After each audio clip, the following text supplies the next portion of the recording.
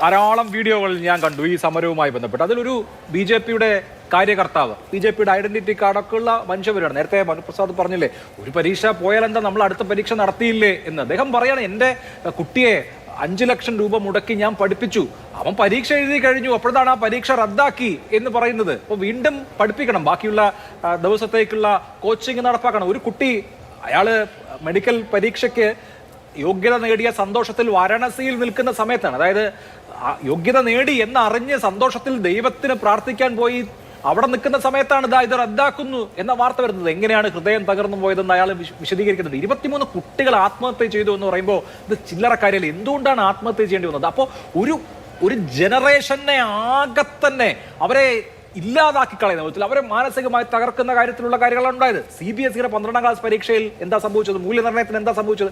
CBSE 12ാം class പരീക്ഷ എത്ര ലക്ഷം കുട്ടികളാണ് എഴുതിയത്. അപ്പോൾ ഒരു ജനറേഷനെ ആകെ തന്നെ സർജിക്കൽ സ്ട്രൈക്കിന് വിധേയമാക്കുന്ന വിധത്തിലായിരുന്നു ഈ വിഷയം.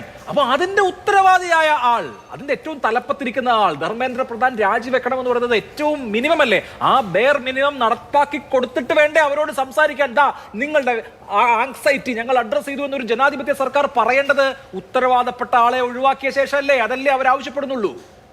അല്ല, അങ്ങ് പറഞ്ഞതുപോലെ തന്നെ ഈ രാജ്യത്തെ നിരവധി അങ്ങ് സൂചിപ്പിച്ച കണക്കിൽ വിദ്യാർത്ഥികളുടെ ആത്മഹത്യകൾ, അതോടൊപ്പം തന്നെ വളരെ ആശങ്കയോടുകൂടി സംഭവിക്കാൻ പാടില്ലാത്തൊരു സംഭവം, ആ സംഭവത്തിന് എന്നേക്കുമായിട്ടുള്ളൊരു പരിഹാരം ഉണ്ടാക്കണം എന്നുള്ളതായിരുന്നു BJPയെ സംബന്ധിച്ച്, കേന്ദ്ര സർക്കാരിനെ സംബന്ധിച്ച് അവരുടെ മുന്നിലുള്ളൊരു ഉത്തരം.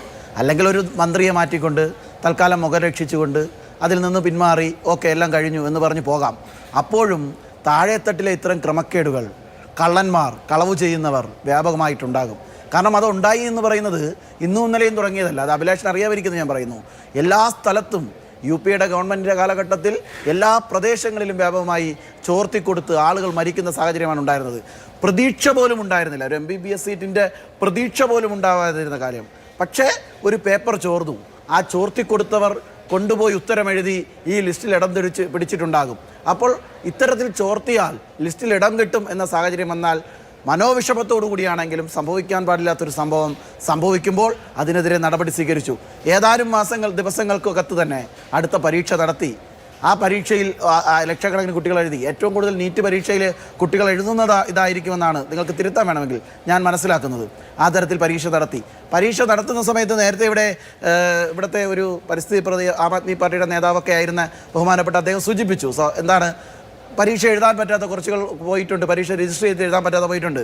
കോൺഗ്രസിൻ്റെ ചില സമരങ്ങൾ കാരണം പരീക്ഷാ ഹാളിലേക്ക് സമയത്ത് എത്താൻ പറ്റാതെയും, അല്ലാതെ സ്വാഭാവികമായിട്ട് നീറ്റ് പരീക്ഷയുമായി ബന്ധപ്പെട്ട് രജിസ്റ്റർ ചെയ്യുന്ന എല്ലാവരും എഴുതുന്ന ഒരു സാഹചര്യം ഉണ്ടായിട്ടില്ല. അത് നീറ്റ് പരീക്ഷ നമ്മൾ ഓരോ വർഷവും എടുത്താൽ മനസ്സിലാക്കാൻ പറ്റുന്ന കാര്യമാണ്. പക്ഷേ കുട്ടികളെ ബാധിക്കുന്ന ഒരു വലിയ വിഷയത്തിൻ്റെ ശരിയായ പരിഹാരം ഏതെങ്കിലും ഒരു മന്ത്രി രാജിവെക്കുന്നതല്ല. മന്ത്രി നേരിട്ട് മന്ത്രിയുടെ ഏതെങ്കിലും ഒരാളെ, മരുമകനെയോ ചിറ്റപ്പൻ എന്ന നിലയിൽ ആരെയെങ്കിലുമൊക്കെ പിടിച്ച് ഏതെങ്കിലും ഒരു സ്ഥാനത്തിരുത്തിയാൽ മന്ത്രി രാജിവെക്കണമെന്ന് പറഞ്ഞാൽ നമുക്കത് സ്വീകരിക്കാൻ പറ്റുന്ന ഒരു കാര്യമാണ്. പക്ഷേ മന്ത്രിയുടെ ആരെയും പിടിച്ചിട്ട് ഇവിടെ നിർത്തിയിട്ടില്ല. മന്ത്രി ആർക്കും പരീക്ഷാ പേപ്പർ ചോർത്തി കൊടുത്തിട്ടില്ല. ഇനി പരീക്ഷാ പേപ്പർ ചോർത്തി കൊടുത്തവർക്കെതിരെ നടപടി സ്വീകരിച്ചു, അവരെ അറസ്റ്റ് ചെയ്തു, അവരെ ജയിലിലടച്ചു. ആ സംവിധാനത്തെ മുഴുവൻ ഇടപെടരുത്. ഞാൻ കാണിക്കുന്ന നിശബ്ദതയും മര്യാദയും തിരിച്ച് പ്രതീക്ഷിക്കുന്നു. നിങ്ങൾക്കതാവാം, കാരണം ജനാധിപത്യത്തെക്കുറിച്ചാണ് നിങ്ങൾ സംസാരിച്ചത്. ഇത്തരത്തിൽ സംവിധാനങ്ങളെല്ലാം സ്വീകരിച്ച് പറഞ്ഞുകൊണ്ടിരുന്നാൽ ആ മര്യാദ തിരിച്ചു കിട്ടില്ല. നീറ്റ് പേപ്പർ UPA കാലത്ത് ഒരെണ്ണം ലീക്കായത് അങ്ങേക്ക് ചൂണ്ടിക്കാണിക്കാനുണ്ടോ? ശരി, ആവർത്തിച്ച് നുണകൾ പറഞ്ഞാൽ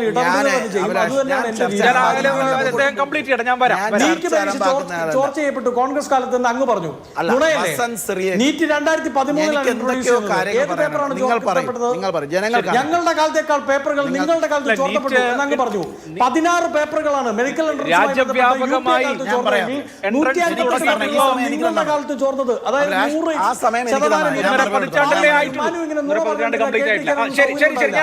വീണ്ടും പറയും. പിന്നെ അങ്ങ് പറഞ്ഞു ഏതോ എക്സാമിന് കോൺഗ്രസ് നടത്തിയ സമരത്തിന്റെ പേരിൽ വൈകി എത്തിപ്പോയത്രേ ഏത് വിദ്യാർത്ഥി, ഏത് കോൺഗ്രസ് സമരം.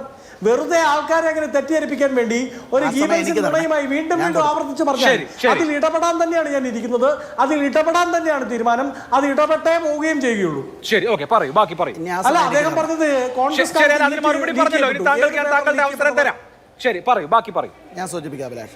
കർണാടകയിൽ നടന്ന നീറ്റ് പരീക്ഷയുമായി ബന്ധപ്പെട്ട് കോൺഗ്രസിന്റെ സമരം കാരണം കുട്ടികൾക്ക് അവിടെ എത്താൻ പറ്റാതെ, നീറ്റ് പരീക്ഷയുടെ സമയത്ത് എത്താൻ പറ്റാതെ എഴുതാൻ പോയ കുട്ടികൾ ചരിത്രപരമായിട്ടുണ്ട്. ഇനി അവർ ചോദിച്ചുകൊണ്ട് 2006 എയിംസിൻ്റെ MBBS paper leak Congress UPA ശ്രമം ഒരു നടപടി എടുത്തില്ല, ഒരു റെസ്പോൺസിബിലിറ്റി ഉണ്ടായിരുന്നില്ല.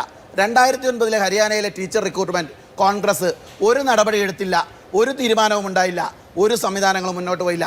2011 പേപ്പർ ലീക്ക് കോൺഗ്രസ് UPA സർക്കാർ ഒരു നടപടി എടുത്തിട്ടില്ല. 2011 UPPSCSൻ്റെ ഒരു പേപ്പർ പറഞ്ഞ BSPയുടേതാണ്, ഒരു സംസ്ഥാനത്തെയാണ്, ഒരു നടപടി അവിടെ ഉണ്ടായിട്ടില്ല. എയിംസ് MBBS 2012 UPA സർക്കാർ ഒരു നടപടിയില്ല. 2012 railway group D recruitment UPA സർക്കാർ ഒരു നടപടി എടുത്തിട്ടില്ല. അതോടൊപ്പം തന്നെ മുംബൈയിലെ യൂണിവേഴ്സിറ്റിയിലെ പേപ്പർ ചോർച്ചകൾ കോൺഗ്രസ് 2012 ഒരു നടപടി എടുത്തിട്ടില്ല. 2012 Jammu Kashmir medical admission national conference അവിടെ ഭരിക്കുന്നു, ഒരു നടപടി എടുത്തിട്ടില്ല, ഒരു തീരുമാനം എടുത്തിട്ടില്ല. 2013 കർണാടക PUC കോൺഗ്രസ് സർക്കാർ ഒരു നടപടി എടുത്തിട്ടില്ല, ഒരു കാര്യം തീരുമാനിച്ചിട്ടില്ല. 2014 CBSE ക്ലാസ് +2 പരീക്ഷ ഞാൻ പറയാം. 2014 CBSE class +2 physics Congress UPA government ഒരു നടപടി സ്വീകരിച്ചിട്ടില്ല, ഒരു മന്ത്രിയും രാജിവെച്ചിട്ടില്ല. 2015 UPPCS സമാജ്വാദി പാർട്ടിയാണ്, അത് ഞാൻ വിടുന്നു, കോൺഗ്രസ് പറഞ്ഞോട് അത് പറയാം. അതുപോലെ തന്നെ 2021 റീറ്റ് കോൺഗ്രസ് രാജസ്ഥാനിൽ ഒരു നടപടി എടുത്തിട്ടില്ല. ഇനിയും പറഞ്ഞാൽ തീർക്കരുത്, പൂർത്തിയാക്കാനുണ്ട്, അങ്ങനെ ഇടപെട്ട് കൊളവാക്കിയതാണ് ഒരാൾ. ഇങ്ങനെ ഇനിയും പറഞ്ഞാൽ തീരാത്ത പേപ്പർ ലീക്കുകളും ആത്മഹത്യകളും വ്യാപകമായി നടന്ന നാടാണ് നമ്മുടേത്. പക്ഷേ ഇപ്പോൾ പ്രശ്നം പരിഹരിക്കുന്നതിന് വേണ്ടിയിട്ട് ഘട്ടം ഘട്ടമായി മുന്നോട്ട് പോയിക്കൊണ്ടിരിക്കുന്നു.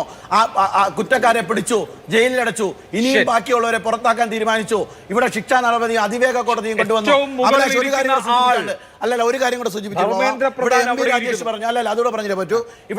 ഇവിടുത്തെ ബഹുമാനപ്പെട്ട MP ജോൺ ബ്രിട്ടാസ് അദ്ദേഹം പറഞ്ഞത് ഇവിടുത്തെ നമ്മുടെ അടിയന്തരാവസ്ഥ സമരങ്ങളുടെ മൂവ്മെന്റിനെ കുറിച്ച്, JME മൂവ്മെന്റിനെ കുറിച്ച്, ആ സമരത്തേക്ക് ഒറ്റ കമ്മ്യൂണിസ്റ്റുകാരുടെ കൂട്ടത്തിലാണ് ഒരു കൂട്ടരുള്ളതെന്നല്ല നമുക്കറിയാം. ആ മൂവ്മെന്റിന് നേതൃത്വം കൊടുത്ത വിദ്യാർത്ഥി പക്ഷത്ത് നിന്ന് ഈ സമരങ്ങളെ ഉയർത്തിക്കൊണ്ടുവന്ന ആളുകളാണ് ഇന്ന് രാജ്യം ഭരിക്കുന്നത്. അവർക്ക് ABVP ഉൾപ്പെടെ ഇവിടെ സൂചിപ്പിച്ചതുപോലെ വിദ്യാർത്ഥികൾ കൊടുക്കുന്ന വിഷയങ്ങൾ പരിഹരിക്കും, കാണും, അതിൽ ഒരു അഹങ്കാരവുമില്ല.